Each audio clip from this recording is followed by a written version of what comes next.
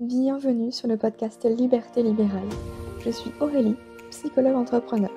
Pendant longtemps, j'ai fait ce qu'on attendait de moi, jusqu'au jour où je me suis autorisée à sortir du cadre et à m'épanouir pleinement. Avec ce podcast, j'aimerais vous aider à créer une activité qui vous ressemble. Alors ensemble, incarnons les thérapeutes de demain. Bienvenue dans l'épisode numéro 106 du podcast Liberté libérale. Aujourd'hui, on va parler de marketing et de marketing notamment pour les thérapeutes. On va parler de comment se faire connaître de manière éthique parce que je sais que marketing et thérapie, ça ne fait pas bon ménage, donc on va casser un petit peu les idées reçues et surtout, je vais vous donner des petites astuces pour aujourd'hui réussir à sortir du lot, à vous rendre visible pour vivre de votre activité qu'elle soit libérale ou digitale, parce que c'est quand même le but, n'est-ce pas? Donc franchement, on pourrait croire que ces deux mondes, en fait, ils ont rien à voir. Le marketing d'un côté, le mal, la thérapie de l'autre, le bien-être, etc. Vous voyez un petit peu le côté ange-démon? Eh bien, en fait, il faut savoir que quand on y regarde un petit peu de plus près, ces deux mondes sont bien plus similaires qu'on ne pourrait le penser. Quand on est thérapeute, je sais que parler de marketing, ça peut donner l'impression, quelque part, de trahir ses valeurs. Et peut-être que vous aussi, aujourd'hui, qui m'écoutez, qui me regardez, vous vous dites, non mais le marketing, c'est pas pour moi je veux juste aider les gens, et puis ça n'a rien à faire dans mon métier. Et pourtant, si personne ne vous connaît, ben, comment allez-vous pouvoir aider les gens? C'est un petit peu problématique. Donc dans cet épisode, on va vraiment parler de pourquoi le marketing peut au contraire devenir un véritable allié, à condition de le pratiquer bien entendu de manière éthique et alignée avec nos valeurs. Et je vais vous expliquer qu'est-ce que c'est vraiment le marketing. On va casser justement ces idées reçues et je vais vous donner des clés pour communiquer autrement sans jamais renier qui vous êtes. Donc déjà, première question, concrètement, c'est quoi le marketing? Parce qu'on peut avoir une idée reçue sans vraiment savoir de quoi il s'agit. Quand on pense marketing, on imagine tout de suite des techniques comme ça de manipulation, des publicités agressives, des promesses mensongères, bref, tout ce qui va être autour de la vente à tout prix. C'est pas juste la vente, c'est la vente à tout prix. Et donc, ça explique que tous les moyens sont bons pour y arriver. Or, c'est pas du tout le cas. Enfin, il peut y avoir une partie comme ça, mais j'ai envie de vous dire, dans le monde des thérapies, il y a aussi des gens qui abusent et on glisse plus du côté des charlatans que des professionnels. Mais c'est un autre débat, n'est-ce pas? En fait, en réalité, le marketing, c'est simplement un moyen de communication. Le cœur du marketing, c'est en fait de comprendre les besoins des autres et d'y répondre. C'est rien que ça. Comprendre les besoins des autres et y répondre. Et si on enlève un petit peu voilà, tous ces artifices, en fait, il s'agit surtout de faire connaître votre expertise. Parce que, encore une fois, si personne ne vous connaît, comment est-ce que vous allez réussir à aider les gens? Et c'est communiquer sur ce que vous faites, sur vos solutions, sur ce que vous apportez, de manière claire et compréhensible pour ceux qui en ont besoin. Parce que le jargon des professionnels, il faut en sortir un petit peu, parce qu'aujourd'hui, même si les thérapies EMDR, on connaît de plus en plus, il y a quand même la majorité des patients qui savent pas ce que c'est, hein. Donc parlez de traumatisme en fait. Arrêtez d'utiliser un jargon d'expert juste pour vous rassurer et avoir l'air professionnel et compétent. Ok. Et puis enfin, le marketing, il sert aussi et surtout à créer du lien. Et pas n'importe quel lien, un lien de confiance, parce que ce soit dans la vraie vie comme dans, j'allais dire dans la vie personnelle, comme dans la vie professionnelle, on ne va pas nouer des relations avec quelqu'un en qui on n'a pas confiance. Vous-même, quand vous allez prendre un rendez-vous, je sais pas, avec un ostéopathe, un médecin, un psychologue, une diététicienne, en réalité, si déjà elle vous inspire pas confiance, la personne en face, il y a peu de chances que vous cliquez sur prendre rendez-vous. Eh bien, pour vous, c'est exactement pareil. Aujourd'hui, il y a de plus en plus de monde sur le marché des thérapies, de plus en plus de techniques aussi thérapeutiques qui voient le jour. Et du coup, on peut être complètement perdu, en tout cas en tant que patient, hein, si on se met à sa place. Et j'ai même envie de dire, en tant que professionnel, la moitié des trucs qui fleurissent aujourd'hui, on les connaît pas. On ne sait pas d'où ça sort, qu'est-ce que c'est, comment ça marche. Donc, nous-mêmes, si on est perdu, imaginez vos patients. C'est compliqué. Donc en fait, le marketing, c'est ni plus ni moins se rendre visible et expliquer aux gens comment est-ce qu'on peut les aider. Ça n'a rien à voir avec le fait de convaincre à tout prix. C'est en fait juste de s'adresser aux bonnes personnes et aux personnes qui cherchent déjà une solution. On n'est pas là pour résoudre un problème qui n'existe pas, bien entendu. Et si on fait un petit parallèle avec la thérapie, mine de rien, quand on y réfléchit bien, en fait, le marketing, il a beaucoup de points communs hein, avec ce que vous faites déjà dans votre pratique. Si, je vous assure. Eh bien, première chose, c'est que vous écoutez votre patient pour comprendre ses besoins. Hein, c'est un petit peu la base quand même de notre métier. Et encore une fois, en marketing, c'est la même chose. On écoute son audience, ses clients, ses prospects, pour savoir de quoi elle a besoin. Deuxième chose, ben, vous allez adapter vos outils, votre méthode à chaque personne qui vient vous voir, une consultation. Et au marketing, c'est pareil. Vous allez adapter votre communication pour qu'elle réponde, pardon, aux attentes spécifiques des gens que vous voulez aider. Donc en fait, le marketing, il n'a rien d'opposé à l'éthique, à condition bien entendu qu'il soit pratiqué avec bienveillance, honnêteté et transparence. Je le répète, le marketing, c'est juste un outil. Ce que vous en faites, ça dépend de vous. C'est comme un couteau de cuisine. On peut faire des délicieux repas et on peut tuer quelqu'un. Donc le problème, c'est pas l'outil, c'est pas le couteau, c'est ce que vous en faites. Donc le problème, c'est pas le marketing, c'est ce que les gens en font qui peut devenir problématique. C'est juste un outil au service de votre mission.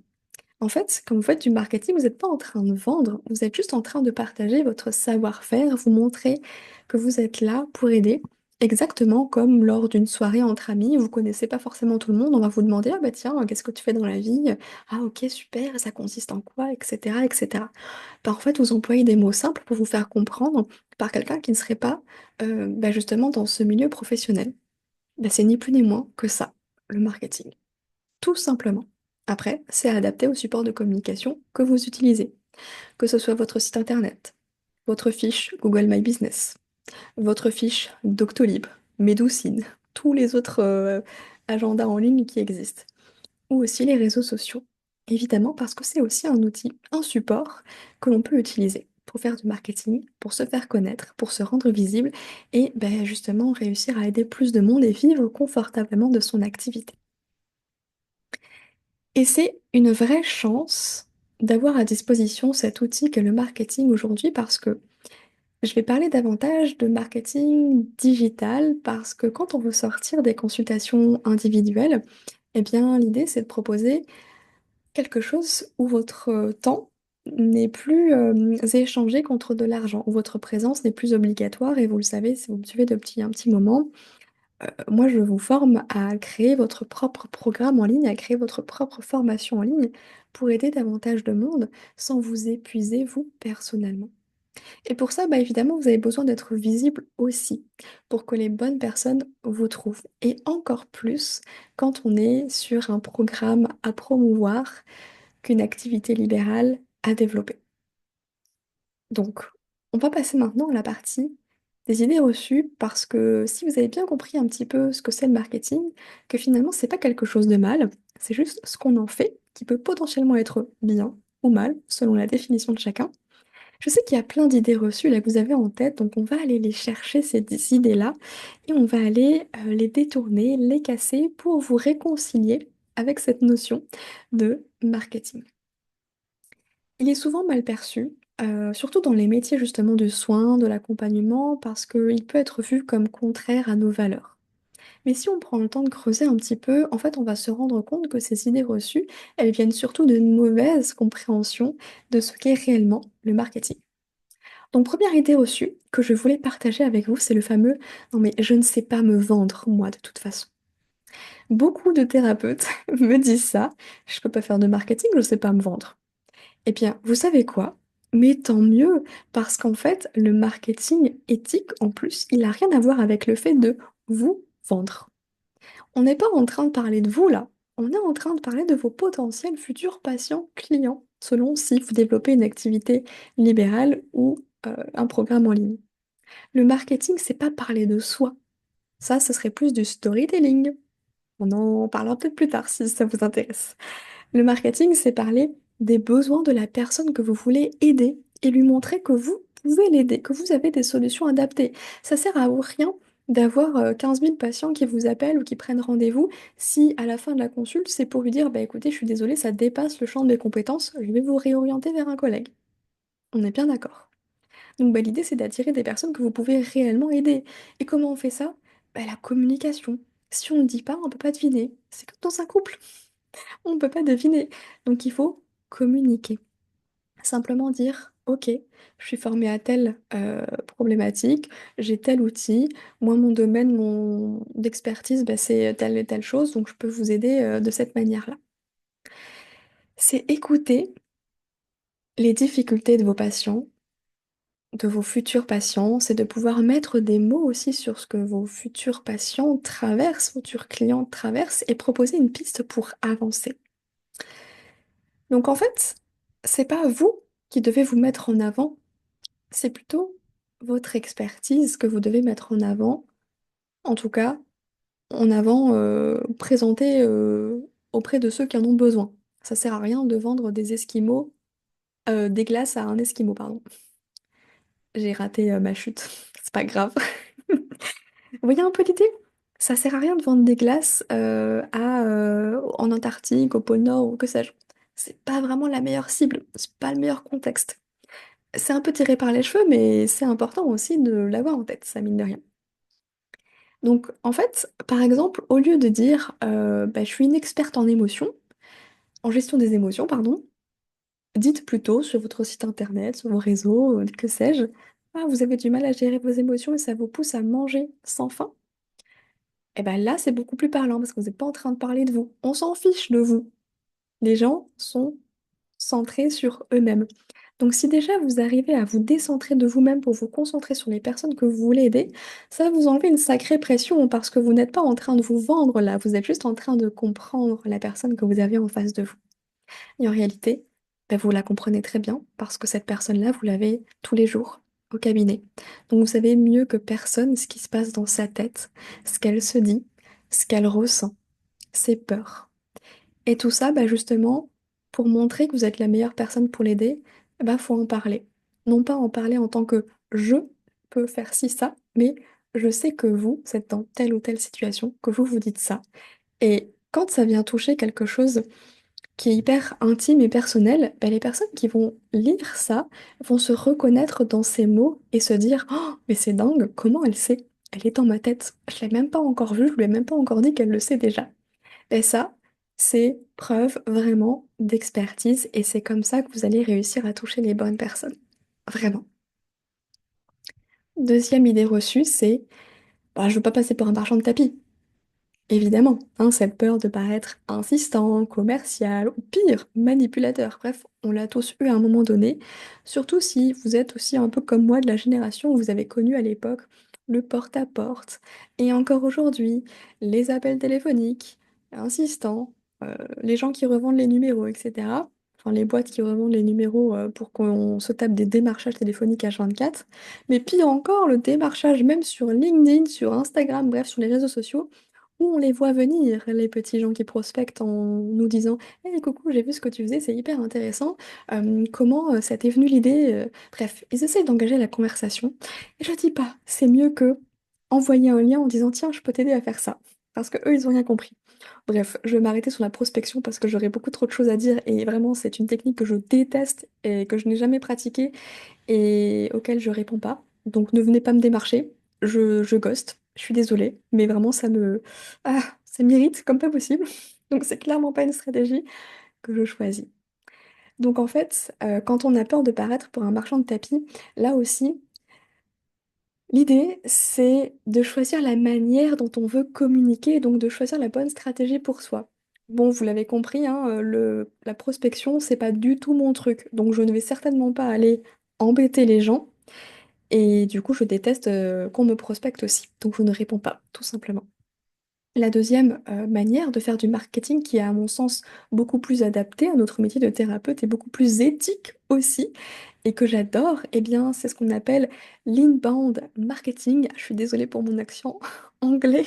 Je sais même pas si vous allez comprendre ce que ça veut dire. C'est en fait attirer les gens plutôt que d'aller les chercher. Et comment on attire les gens à soi? Eh bien, en fait, il suffit simplement de créer du contenu.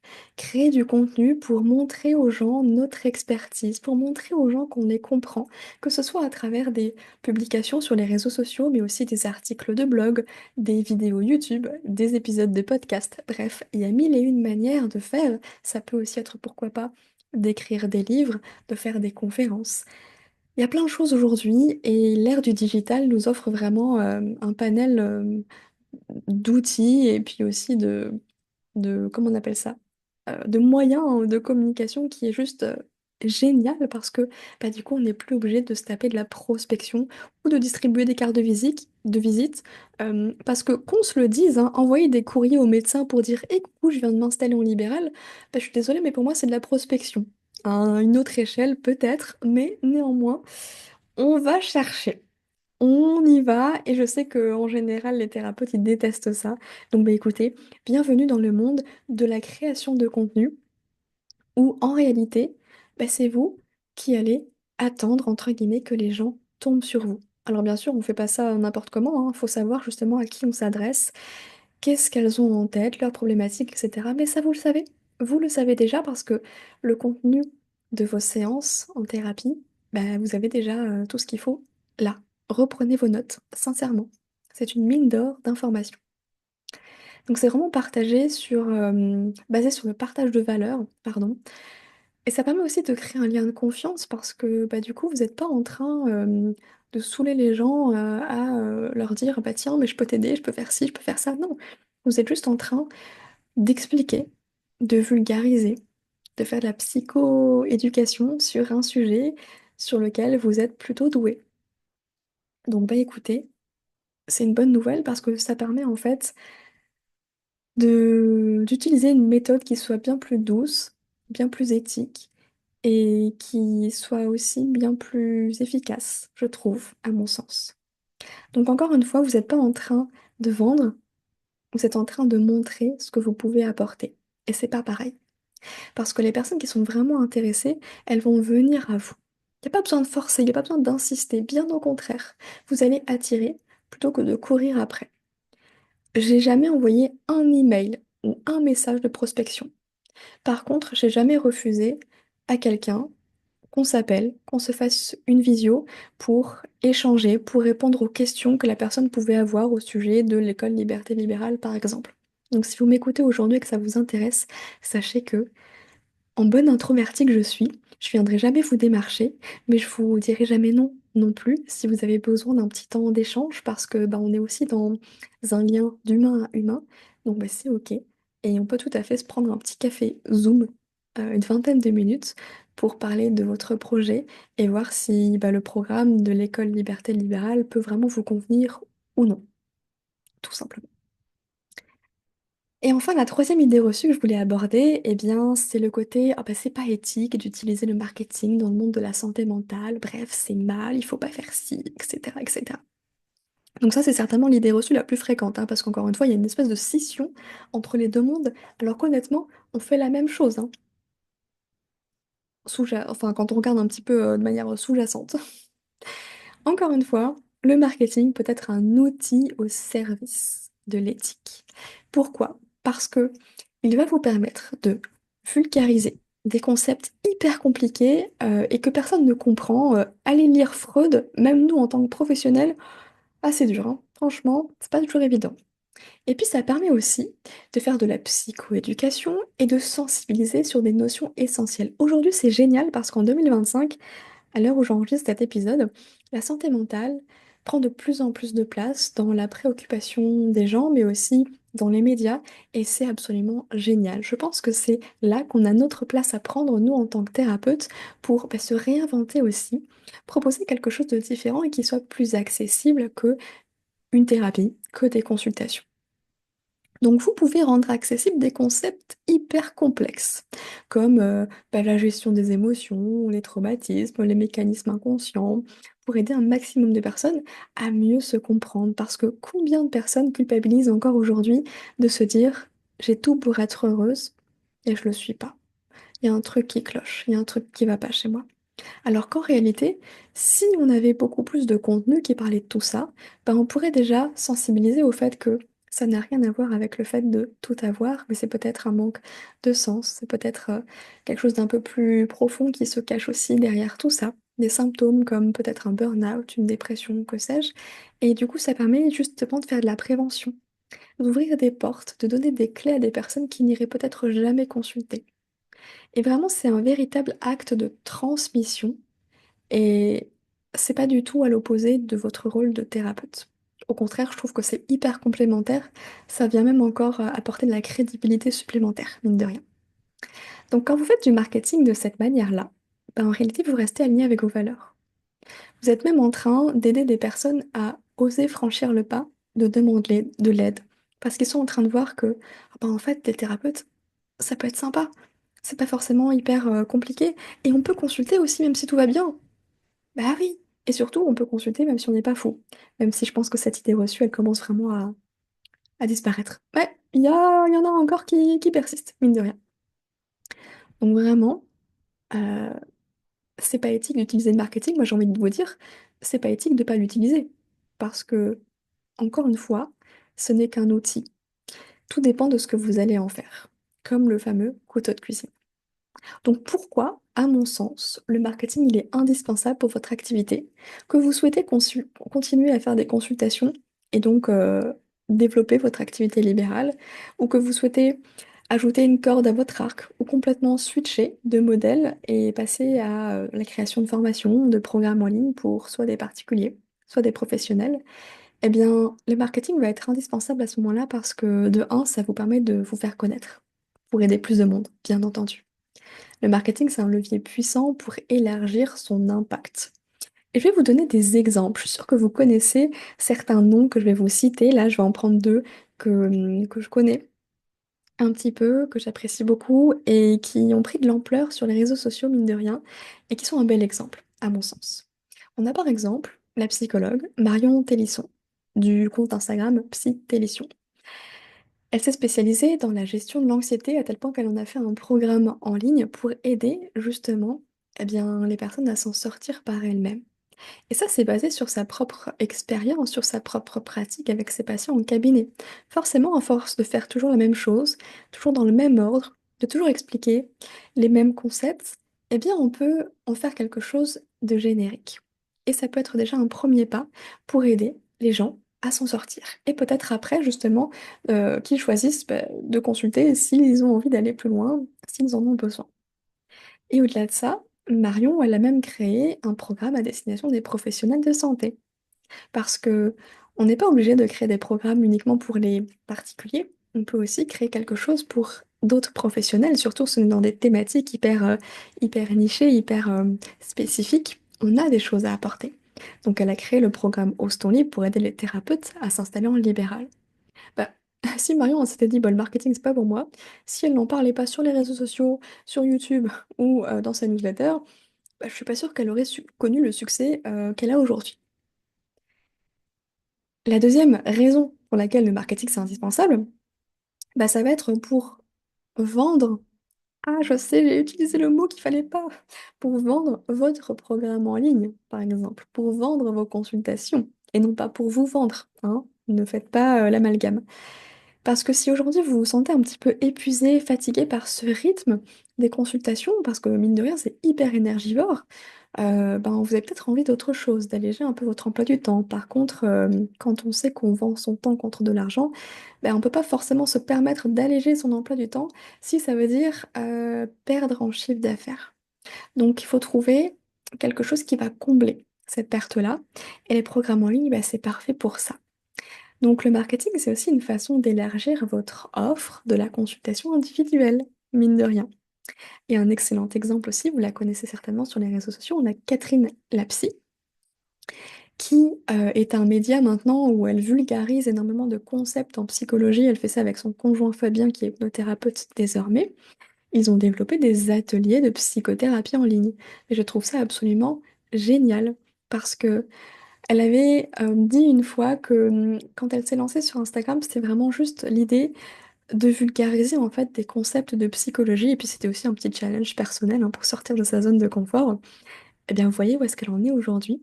Je crois qu'à l'heure où je vous parle, elle a 98 000 abonnés sur Instagram, plus de 1 800 personnes accompagnées avec ses ateliers.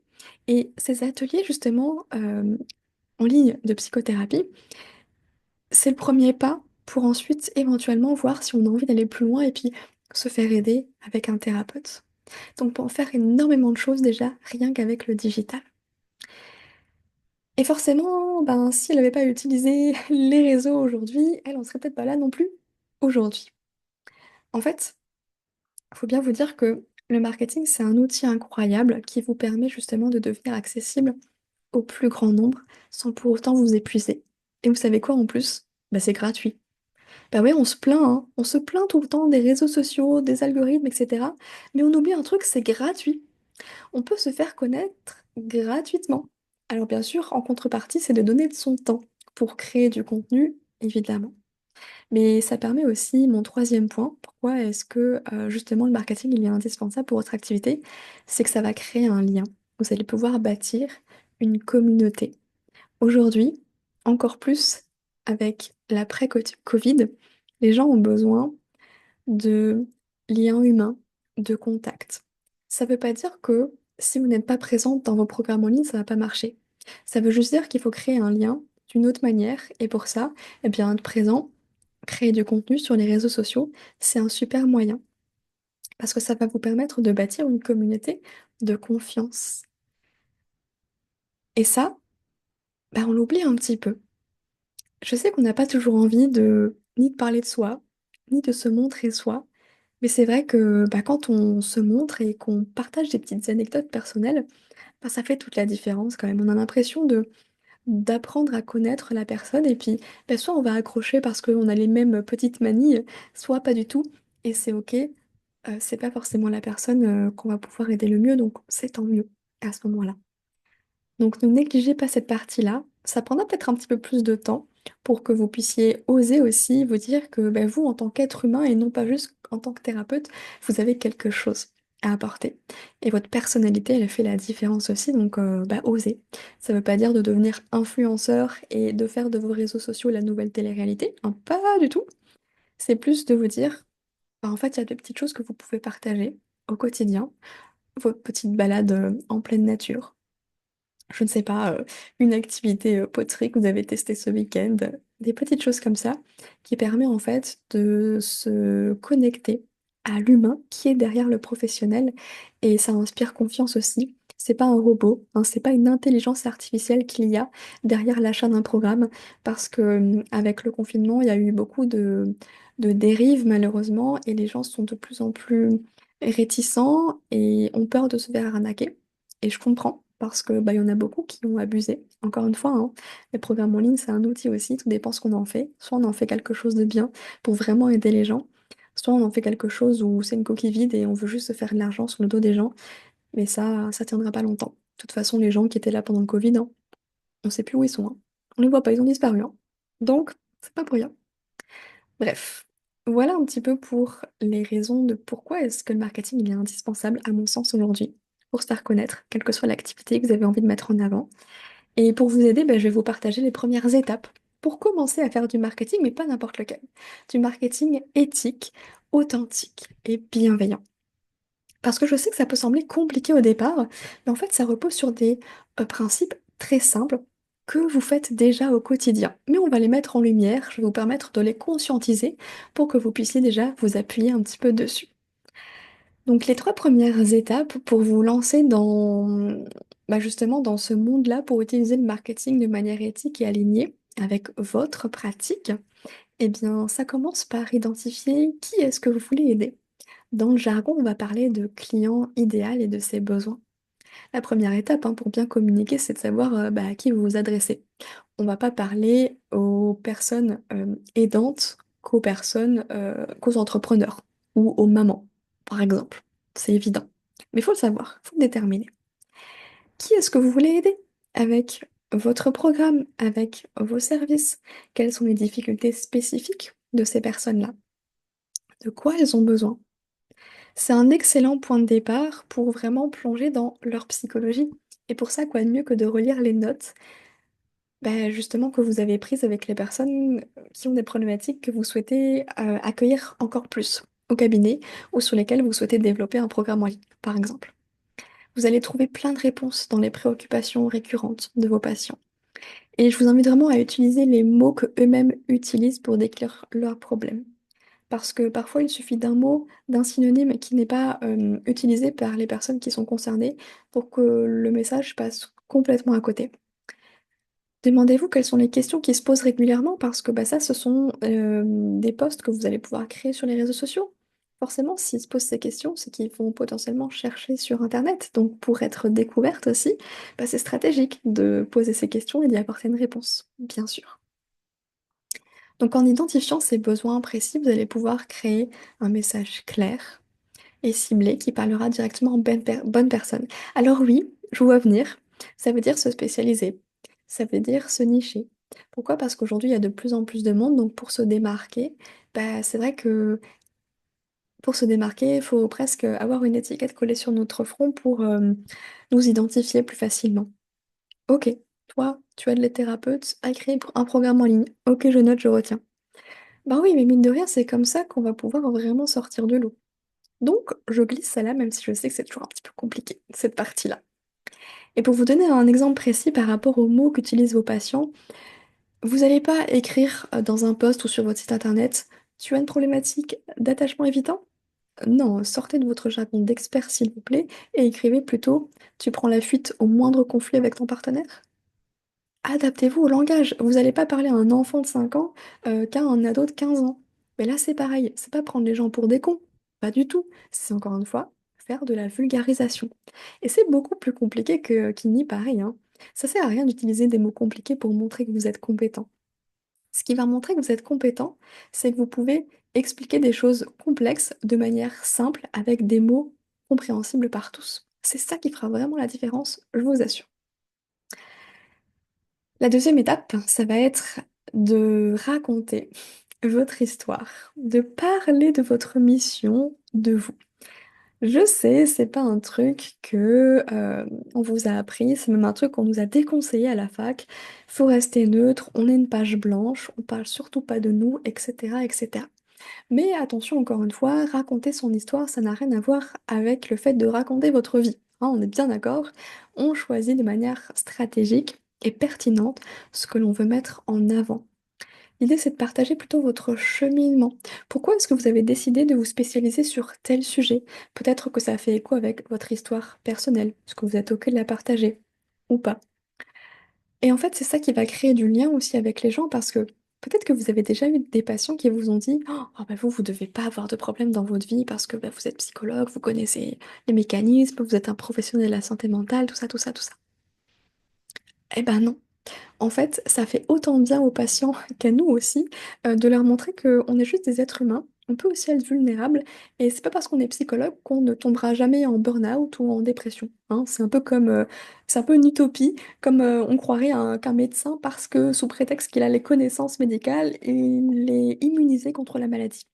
Ben non, ça marche pas comme ça. Donc du coup, parler un peu de vous, ça permet aussi de rester à égalité, j'ai envie de dire, avec le patient. Pas d'être en position de sachant et perfection, mais plutôt en position de, en fait, je suis juste un être humain, je sais ce que vous traversez, je l'ai aussi traversé. Aujourd'hui, c'est une force pour moi parce qu'au-delà de juste vous accompagner avec les outils, les solutions, j'ai aussi la compréhension personnelle de tout ça. Donc c'est hyper puissant, mine de rien, je trouve personnellement. Et enfin, la troisième chose, ça va être d'apprendre à créer du contenu qui apporte de la valeur. Si vous n'avez pas envie de partir sur de la prospection, partez sur de la création de contenu à votre rythme, sur les plateformes qui vous intéressent, qui vous parlent. Et c'est juste partager vos connaissances, faire de la psychoéducation, de la vulgarisation, encore une fois. Et je sais que ça peut être un petit peu intimidant dit comme ça, mais en réalité, vous le faites déjà. À chaque fois que vous expliquez un concept à un patient, vous êtes déjà en train de faire de la psychoéducation et de la vulgarisation, tout simplement. Et le marketing, c'est ça. C'est simplement transposer cette capacité à un format différent. Ça peut être un post Instagram, comme une explication courte en séance d'un mécanisme. Ça peut être un épisode de podcast pour étayer un sujet un petit peu plus profond. En fait, il y a pas besoin de réinventer la roue, hein, parce que c'est souvent ça le problème, c'est qu'on se dit: «Bah, il y en a déjà tellement qui le font, qu'est-ce que j'ai à apporter de plus?» Mais évidemment que l'idée, c'est pas d'apporter un concept révolutionnaire que personne n'a vu nulle part ailleurs, c'est plus d'apporter votre patte à vous, votre touche à vous. Peut-être que dans votre entourage perso, vous êtes connu pour la personne qui est, je sais pas, hyper organisée, ou la personne qui explique super bien les choses, ou qui raconte super bien les histoires. Beh, appuyez-vous sur ça pour justement le mettre en avant à travers la création de contenu sur des sujets, bah, de psychologie, de santé mentale que vous enfin, le milieu dans lequel vous êtes aujourd'hui, hein, tout simplement. Donc voilà un petit peu pour, ce que je voulais vous partager dans cet épisode. Le marketing, ça peut sembler un peu, être un monde à part pour nous les thérapeutes, mais j'espère vraiment que cet épisode vous aura permis de comprendre qu'en fait, ce n'est ni obscur, ni mal, ni éloigné de ce qu'on fait.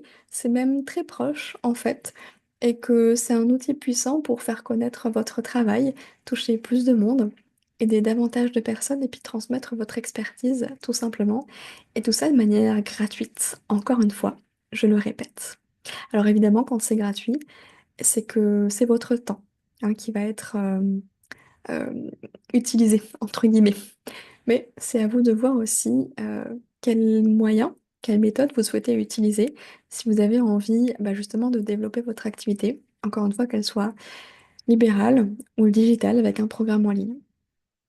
Vraiment en respectant votre éthique, notre code de déontologie aussi, le marketing devient plus qu'un simple outil de vente, c'est un moyen d'avoir un impact réel et durable dans le monde et ça, bah, c'est pas rien quand même. C'est plutôt, une belle mission, je trouve.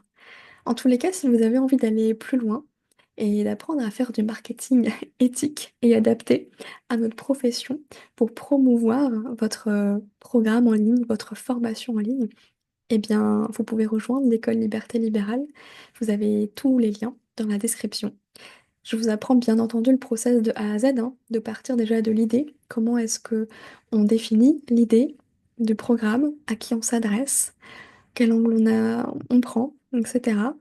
Et puis ensuite, comment est-ce qu'on construit, d'un point de vue technique aussi, comment ça fonctionne, et puis bah, comment on en parle, comment on communique dessus, comment on le vend. Bref, tout le marketing, vous l'avez compris. Donc bah, je vous mets toutes les infos directement dans les notes de cet épisode. Et puis n'hésitez pas à partager à d'autres thérapeutes qui auraient besoin justement de casser un petit peu les idées reçues autour du marketing, parce que on en fait quelque chose de mauvais, alors qu'en fait ça pourrait tellement aider des thérapeutes à développer leur activité et à ne pas mettre la clé sous la porte au bout de 3 ans parce qu'ils ont plus assez de patients pour vivre et qu'ils sont obligés de reprendre un job alimentaire. Ça c'est vraiment, vraiment triste et compliqué, donc honnêtement, je pense qu'on a tous notre place. Faut juste oser la prendre. Voilà, ce sera le mot de la fin. Prenez soin de vous et je vous dis à bientôt. Si vous avez aimé l'épisode, n'hésitez pas à le noter sur votre plateforme d'écoute et partagez-le à un ou une collègue qui a besoin d'entendre ce message. Nous sommes bien plus à vouloir exercer notre métier autrement, mais la peur nous empêche de le faire vraiment. Alors j'espère que ce podcast sera votre safe place. Prenez soin de vous.